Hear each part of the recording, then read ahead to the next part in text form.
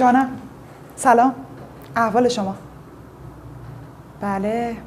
چه نوع تغییراتی؟ یه مقدار فرص زمانی داریم، ممکنه نرسیم این کار رو انجام بدیم. حالا شما بفرمایید.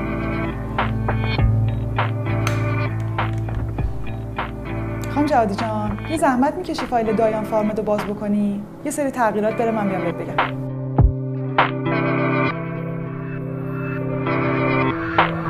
یکی از بدیهای کار ما اینه که خیلی از مسائل دقیقه 90 به وجود میاد. یعنی ما تاییدیه طرح رو گرفتیم، همه کارا رو انجام دادیم، بعد مشارکت کننده تماس میگیره، مثلا میگه ما یه VIP اضافه میخوام یا یه دونه لایت باکس میخوایم اضافه کنیم یا یه سری سایزا رو تغییر میده. این توی فرصت زمانی برای ما مسئله ایجاد میکنه و یعنی اگر در حالت عادیش باشه مسئله نیست. خب الان که اینا چاپ کرد، مجدد باید چاپ بکنیم دیگه. فردا 6 بعد از ظهر باید تحویل بدیم. فکر میکنم اگه ساعت 4 دستمون باشه خوبه که نصبش کنیم. خب الان سایزشون چه سایزی باید بشه؟ آقای براتی یه سوال داشتم. این سایز کانترشو شما چقدر گرفتین؟ چون شیشه هاش موجوده 1.20. من و شیما تقریبا میشه گفتش که توی یه فضا با هم دیگه فعالیت میکنیم. کار غرفه‌سازی نمایشگاهی رو شیما جان انجام میده، ما هم کار تبلیغات. خب طرحش هم که خودشون ندارن ما باید نه. اوکی، میگم شب بچه‌ها وایسن بزنن تاییدش رو بگیر، بعد میریم براشون تو خوش مشکل نداره.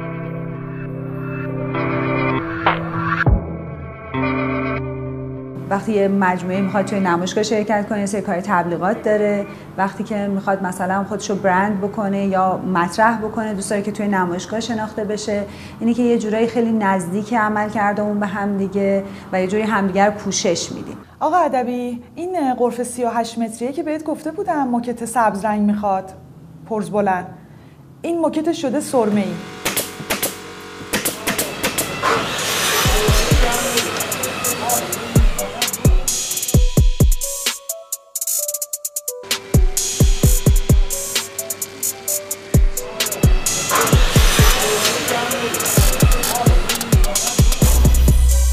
من شیما خیالی هستم، متولد تهران، سال 1366 اردیبهشت ماه. مدرک تحصیلی مهندسی شهرسازی از دانشگاه بین‌المللی امام خمینی قزوینه.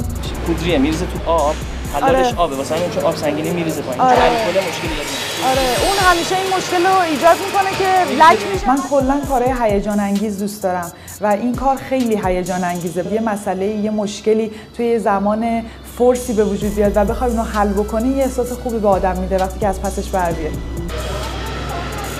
خوبه، خیلی نزدیکه. دست درد نکنه. مرسی. این سردراز، ویترینا، کفه های کانتر، نور مخفیش هم که سفیده. شیما توی کارش بسیار دقیق، منظم و پرفکته. این باعث میشه که من با توجه به این کاره و عملکردی که تا الان داشتم و با تیم‌های مختلفی که کار کردم، همیشه با تیب خاطر کار مشتریمو میسپارم. یعنی حتی نیاز نمیبینم که وسط کار برم ازش بپرسم که چیکار کردی. من خیلی به صورت اتفاقی وارد این کار شدم، یعنی اصلا پیش زمینه‌ای نداشتم، حتی نمیدونستم غرفه‌سازی نمایشگاه چیه. یه شرکتی رو دیدم توی روزنامه آگهی زده بود که برای معماری داخلی. رفتم اونجا و نشستم و گفتم من میخوام اینجا آموزش ببینم. بعد گفتن که ما منشی میخوایم. گفتم من منشی میشم ولی ساعت 5 به بعد به من اجازه بدید که پیش طراحاتون بشینم آموزش ببینم. موافقت کردم. من تا 5 منشی بودم، 5 به بعد پیش طراح میشستم. بعد منو بردن تو قسمت فروش. بعد منو بردن تو قسمت طراحی. وقتی که طراحی یاد گرفتم، بعد دیگه با کار غرفه سازی آشنا شدم.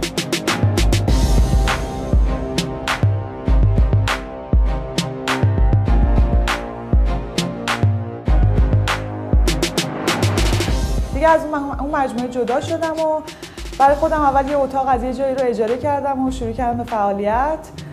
دیگه درگیر اجرا شدم. خب اول خیلی چیزا نمیدونستم، از خیلی از دوستام کمک گرفتم، از همکارام خیلی بازخورد خوبی نداشتم که بخوام فعالیت بکنم، چون میگفتن این کار به درد خانوما نمیخوره، برای آقایونه، محیط آقایونه. ولی رفتم داخلش و دیدم که اتفاقا خیلی محیط جالبیه، حوصله آدمم سر نمیره، 4 تا چیز جدید آدم یاد میگیره از آدمای مختلف، اکیپ‌های متخصص.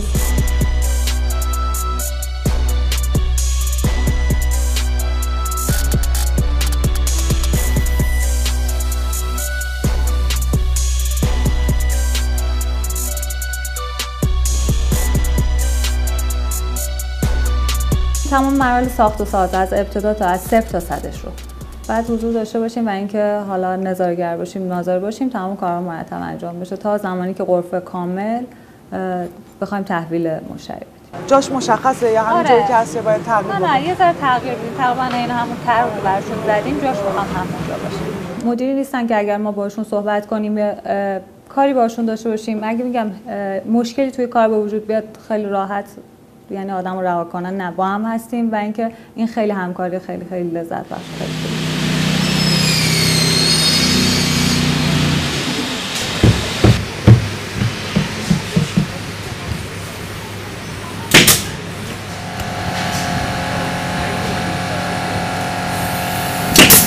ما با همه قسمت‌ها درگیریم، با ستاد برگزاری، زمینی که باید 4 روز به ما تحویل بدن، اگر با نمایشگاه مشکل بر بخورن 2 روز تحویل میدن، دیگه کاری ندارن که شما 2000 متر کار داری یا 12 متر کار داری، براشون فرق نمیکنه.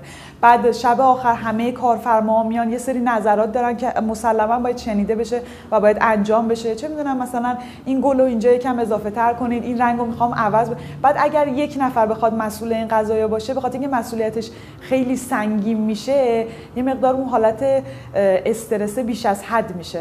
کار ما اصلا کلا استرس داره، به خاطر اینکه ما همیشه دقیقه 90 همه مشتریا هستیم، یعنی همه کاراشون رو میکنن، بعد که میرسن به ما همیشه کار شارط میشه.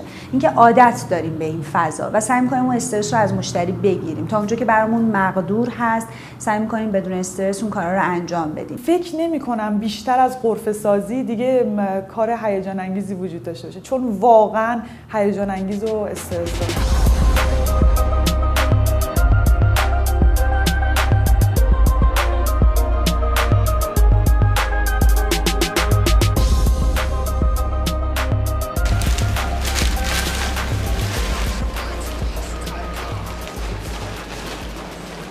مبلمانه میاد اینجا، یه ست اونجا، یه ست اونجا، اونم که میره توی انباری آبدارخونه، تا جکدار هم که برای 2 تا کانتلش. خب بسیار خوب. الان این صندلی پس 2 ست شد، 4 تایی. 2 ست، یه دونه اونجا، یه دونه اینجا، مبله اینجاست. خب میخواین حتما نزدیک به زمین چمن باشه؟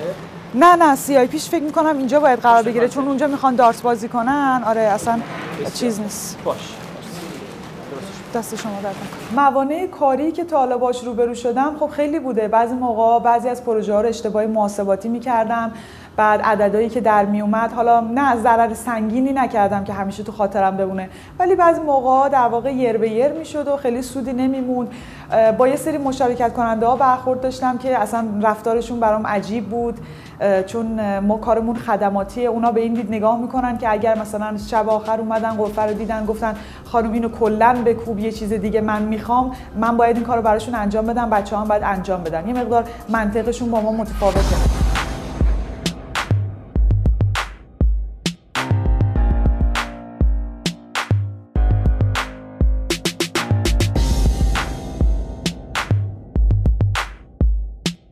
حس اینکه یه چیزی رو طراحی میکنیم که موقت قرار ساخته بشه و بعد تخریب میشه، بعضی موقع حس جالبیه ولی بعضی موقع اصلا حس خوبی نیست، چون یه غرفه بیشترین کاری که داره روز آخرشه که ریزه کاری داره. مثلا چه میدونم اگه موکت اینجا لب به لب نشده، یه سری چیزای تزئینی، نورپردازی ها، رنگ، اون روز آخر خستگیه بیشتر از همیشه خودشو نشون میده و یه سری کارهایی که شما انجام دادی تو اون چیزی که میخوای به نظرت قشنگه رو به دست بیاری.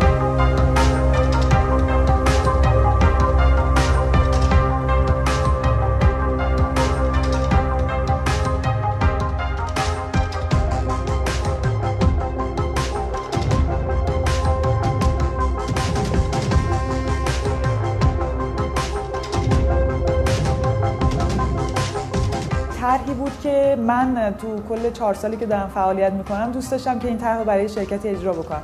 بالاخره یه شرکتی رو پیدا کردیم که از این طرح خیلی خوششون اومد، حالا یه سری ادیتا روش انجام دادیم، به بهترین نحو هم اجرا شد.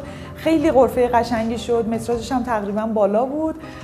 راستشو بخواید اون غرفه اصلا دوست نداشتم تخریب شه، یعنی اگه میتونستم چند تا چرخ بندازم زیر کفش جابجاش کنم حتما این کارو میکردم.